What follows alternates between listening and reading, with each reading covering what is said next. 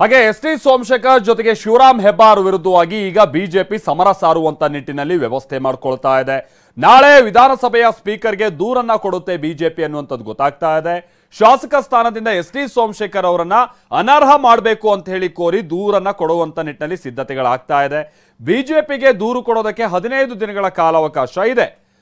BJP ದೂರು ನೀಡಿದ ಬಳಿಕ ಕ್ರಮ ತೆಗೆದುಕೊಳ್ಳೋದಕ್ಕೆ ಏನಾದರೂ ವಿಳಂಬ ಆದ್ರೆ ಕೋರ್ಟ್ ಮೊರೆ ಹೋಗೋದಕ್ಕೆ ಕೇಸರಿ ಪಡೆ ಚಿಂತನೆಯನ್ನ ನಡೆಸ್ತಾ ಇದೆ ಅನ್ನೋಂಥದ್ದು ಗೊತ್ತಾಗ್ತಾ ಇದೆ. ಬಟ್ ವಿಚಾರ ಏನು ಅಂತ ಅಂದ್ರೆ, ಈಗ ಸುಪ್ರೀಂ ಕೋರ್ಟ್ನ ಹಿಂದಿನ ಕೆಲ ತೀರ್ಪುಗಳನ್ನ ನಾವು ನೋಡಿದಂತ ಸಂದರ್ಭದಲ್ಲಿ ಈ ತರನ ಅಂತ ಅಡ್ಡ ಮತದಾನದ ಸಂದರ್ಭದಲ್ಲಿ ಪಕ್ಷದಿಂದ ಉಚ್ಚಾಟನೆ ಮಾಡೋದಕ್ಕೆ ಅವಕಾಶ ಇದೆಯೇ ಹೊರತು ಅವರನ್ನ ಅನರ್ಹ ಮಾಡೋದಕ್ಕೆ ಅವಕಾಶ ಇಲ್ಲ ಅನ್ನುವಂಥದ್ದು ಕೆಲ ತೀರ್ಪುಗಳಲ್ಲಿ ಉಲ್ಲೇಖ ಆಗಿರುವಂಥದ್ದನ್ನ ನೀವು ಸ್ವಲ್ಪ ಹೊತ್ತಿನ ಮುಂಚೆ TV9 ನಲ್ಲೂ ಕೂಡ ಗಮನಿಸಿದ್ದೀರಾ. ಹಾಗಾಗಿ ಶಿವರಾಮ್ ಹೆಬ್ಬಾರ್ ಹಾಗೆ ಎಸ್.ಟಿ. ಸೋಮಶೇಖರ್ ಒಂದು ಹಂತದಲ್ಲಿ ಸೇಫ್ ಆದಂತ ರೀತಿಯಾಗಿನೇ ಕಂಡು ಬರ್ತಾ ಇದೆ. ಯಾಕಂತ ಅಂದ್ರೆ ಇದು ಫ್ಲೋರ್ನಲ್ಲಿ ನಡೆದಿರುವಂಥದ್ದಲ್ಲ, ಇದು ಸದನದ ಹೊರಗೆ ನಡೆದಿರುವಂತಹ ಪ್ರಕ್ರಿಯೆಗಳು, ಇವತ್ತಿನ ಮತದಾನದ ಪ್ರಕ್ರಿಯೆಗಳು.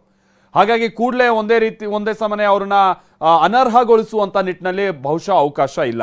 ಅಕಸ್ಮಾತ್ ಏನಾದರೂ ರೂಲಿಂಗ್ ಪಾರ್ಟಿ ಆಗಿದ್ದು ಸ್ಪೀಕರ್ ಏನಾದರೂ ಈಗ ಬಿಜೆಪಿ ಅವರು ಏನಾದರೂ ಇದ್ದಿದ್ದರೆ ಬಹುಶಃ ಕೂಡಲೇ ಅವರನ್ನ ಅನರ್ಹಗೊಳಿಸುವಂತ ನಿಟ್ಟಿನಲ್ಲಿ ತೀರ್ಮಾನ ಆಗಿ ಆಮೇಲೆ ಕೋರ್ಟ್ ಮೆಟ್ಲು ಹೋಗೋದು ಇದೆಲ್ಲ ಪ್ರಕ್ರಿಯೆಗಳು ನಡೀತಾ ಇತ್ತು. ಬಹುಶಃ ಈಗ ಕಾಂಗ್ರೆಸ್ನ ಸ್ಪೀಕರ್ ಇರುವಂತಹ ಕಾರಣಕ್ಕಾಗಿ, ಅಂದ್ರೆ ಆ ಪಕ್ಷದಿಂದ ಆಯ್ಕೆ ಆಗಿರುವಂತಹ ಶಾಸಕರ ಸ್ಪೀಕರ್ ಆಗಿರುವಂತಹ ಕಾರಣಕ್ಕಾಗಿ ಅಂತ ನಿರ್ಧಾರ ತೆಗೆದುಕೊಳ್ಳುವಂತ ಚಾನ್ಸಸ್ ಕಮ್ಮಿ. ನಾವು ಪ್ರತಿನಿಧಿ ಸುನಿಲ್ ಇದಕ್ಕೆ ಸಂಬಂಧಪಟ್ಟ ಹಾಗೆ ಆರ್ ಅಶೋಕ್ ಅವ್ರ ಜೊತೆಗೆ ಮಾತನಾಡಿದರೆ, ಬನ್ನಿ ಕೇಳೋಣ. ಈಗ ಮತದಾನ ಪ್ರಕ್ರಿಯೆ ಮುಗಿದಿದೆ. ನಿಮ್ಮ ಪಕ್ಷದ ಶಿವರಾಮ್ ಹೆಬ್ಬಾರ್ ಅವರು ಮತ್ತೆ ಎಸ್.ಟಿ. ಸೋಮಶೇಖರ್ ಅವರು ಈಗಾಗಲೇ ಒಂದು ರೀತಿ ಅಡ್ಡ ಮತದಾನ, ಎಸ್.ಟಿ. ಸೋಮಶೇಖರ್ ಅಡ್ಡ ಮತದಾನ ಮಾಡಿದರೆ ಶಿವರಾಮ್ ಹೆಬ್ಬಾರ್ ಅವರು ಗೈರಾಗಿದ್ದಾರೆ ಸರ್. ಅವ್ರ ಮೇಲೆ ಕಾನೂನು ರೀತಿ ಕ್ರಮ ಜರುಗಿಸ್ತೀರಿ.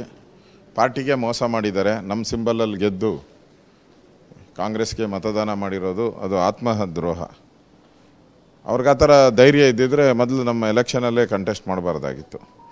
3 ವರ್ಷ 3-4 ವರ್ಷ ನಮ್ಮ ಮಂತ್ರಿಗಳಾಗಿದ್ದು, ಮೈಸೂರು ಇನ್ಚಾರ್ಜ್ ಆಗಿ ಈ ಥರದ್ದೆಲ್ಲ ಬೆನಿಫಿಟ್ ಪಡೆದು ಈ ಥರ ದ್ರೋಹ ಬಗೆಯೋದು ತಾಯಿಗೆ ದ್ರೋಹ bagದಂಗೆ. ಇದನ್ನು ಆ ಕ್ಷೇತ್ರ, ನಾನು ಅಲ್ಲಿ ಉತ್ತರಳ್ಳಿ MLA ಆಗಿ 12 ವರ್ಷ ಕೆಲಸ ಮಾಡಿದ್ದೀನಿ. ಆ ಕ್ಷೇತ್ರದವ್ರನ್ನ ಯಶವಂತಪುರ. ಯಾವುದೇ ಕಾರಣಕ್ಕೂ ಈ ಥರದ ವ್ಯಕ್ತಿಗಳಿಗೆ ಅಲ್ಲಿ ಅವಕಾಶ ಮುಂದೆ ಕೊಡಲ್ಲ, ಯಾರು ಕೊಡಲ್ಲ ಅವರು. Sir, S T. ಸೋಮಶೇಖರ್ ಶಿವರಾಮ್ ಹೆಬ್ಬಾರ್ ಅವರು ಬರ್ತಾರೆ ಅನ್ನೋ ನಿರೀಕ್ಷೆ ಇತ್ತು. ಕೊನೆ ಕ್ಷಣದಲ್ಲಿ ಅದು ಕೂಡ ಆಗಿಲ್ಲ, ಗೈರು ಮಾಡುವಂಥ ಪ್ರಯತ್ನ ಆಗೋಗಿದೆ. ಬೆಳಗ್ಗೆನೆ ನೆನ್ನೆ 3 ದಿನದಿಂದನೂ ಕೂಡ ನಿರಂತರವಾಗಿ ನಾನು ಫೋನ್ ಅಟೆಂಡ್ ಮಾಡಿದ್ರು, ಬಂದೇ ಬರ್ತೀನಿ. ಇವತ್ತು ಬೆಳಗ್ಗೆನೂ ಅಷ್ಟೇ 10:30ಗೆ ಬರ್ತೀನಿ ಅಂತ ಹೇಳಿದ್ರು. ಬರದೆ ಗೈರು ಆಗಿ ರೂಮಲ್ಲೇ ಇದ್ದಾರೆ. ರೂಮ್ಗೆ ಆಚೆ ಕಡೆ ಬೀಗ ಹಾಕ್ಬಿಟ್ಟು ಪಕ್ಕದ ರೂಮಲ್ಲಿ ಸೇರ್ಕೊಂಡು ಕೂತಿದ್ದಾರೆ. ಅವರು ನಮ್ಮ ವಿಪ್ ಹೋಗಿದ್ರು. ಅಂದರೆ ಅದನ್ನು ಕೂಡ ವೈಲೇಷನ್ ಆಫ್ ಇದು ವಿಪ್ ವೈಲೇಷನ್, ಅದನ್ನು ಕೂಡ ವೈಲೇಷನ್ನು. ಮತ್ತು ಅದು ಪಕ್ಷಾಂತರ ನಿಷೇಧ ಕಾಯ್ದೆ ಅಡಿಯಲ್ಲಿ ಅವರು ಕೂಡ ಬರ್ತಾರೆ ಈಗ. ಅದರಿಂದ ಇವರಿಬ್ಬರ ಮೇಲೂ ಕಠಿಣ ಕ್ರಮ ಆಗಬೇಕು. ಪಾರ್ಟಿ ಕಠಿಣವಾಗಿ ಅವ್ರ ಬಗ್ಗೆ ಕ್ರಮ ತೆಗೆದುಕೊಳ್ತದೆ. ಈಗ ಬಿಜೆಪಿ ಅಂದರೆ ಶಿಸ್ತಿನ ಪಕ್ಷ, ಹೈಕಮಾಂಡ್ ಪಕ್ಷ ದೊಡ್ಡ ಮಟ್ಟಿಗೆ ಸ್ಟ್ರಾಂಗ್ ಆಗಿದೆ. ಆದರೂ ಕೂಡ ಇಬ್ಬರು ಗೈರಾಗ್ತಾರೆ. ಕಾಂಗ್ರೆಸ್ಸಿಂದ ಬಂದು ಬಿಜೆಪಿಯಲ್ಲಿ ಅಧಿಕಾರವನ್ನು ಅನುಭವಿಸಿದವರು ಗೈರಾಗ್ತಾರೆ ಅಂದರೆ ಎಲ್ಲೋ ಒಂದು ಕಡೆ ಸಡಿಲವಾಗಿದೆ ಅಂತೇಳಿ ರಾಜ್ಯ ಬಿಜೆಪಿ ಸಡಿಲ ಪ್ರಶ್ನೆ ಇಲ್ಲ. ಇಂಥವೆಲ್ಲ ಕೆಲವು ಬ್ಲ್ಯಾಕ್ ಶಿಪ್ಗಳು ಇರ್ತವೆ, ಅಂಥವೆಲ್ಲ ತೊಲಗೋಗೋದು ಒಳ್ಳೆಯದು. ತೊಲಗೋಗಿದ್ದಾರೆ. ಅಂದರೆ ಕಾಂಗ್ರೆಸ್ನವರು ಎಲ್ಲ ಒಂದು ಕಡೆ ಷಡ್ಯಂತ್ರ ಮಾಡಿ NDAಗೆ ಹಿನ್ನಡೆ ಮಾಡಬೇಕು ಅಂತ ಪ್ರಯತ್ನ ಮಾಡಿದ್ದಾರೆ. ಅವ್ರು ಈ ಜನ್ಮದಲ್ಲಿ ಕಾಂಗ್ರೆಸ್ ಅವ್ರಿಗೆ ಆ ಕೆಪಾಸಿಟಿನೂ ಇಲ್ಲ. ಇಡೀ ದೇಶದಲ್ಲಿ ಖಾಲಿ ಆಗ್ತಾ ಐತೆ. ಇಲ್ಲೇನೋ ಒಂದು ಕಿತಾಪತಿ ಮಾಡ್ತಾ ಇದ್ದಾರೆ. ಪಾರ್ಲಿಮೆಂಟ್ ಎಲೆಕ್ಷನ್ ಆದಮೇಲೆ ಇಲ್ಲೂ ಎಲ್ಲ ಕಾಂಗ್ರೆಸ್ ಅವ್ರು ಖಾಲಿ ಆಗ್ತಾರೆ. Thank you. ಇದಿಷ್ಟು ವಿರೋಧ ಪಕ್ಷದ ನಾಯಕರಂತ ಆರ್ ಅಶೋಕ್ ಅವರ ಮಾತು.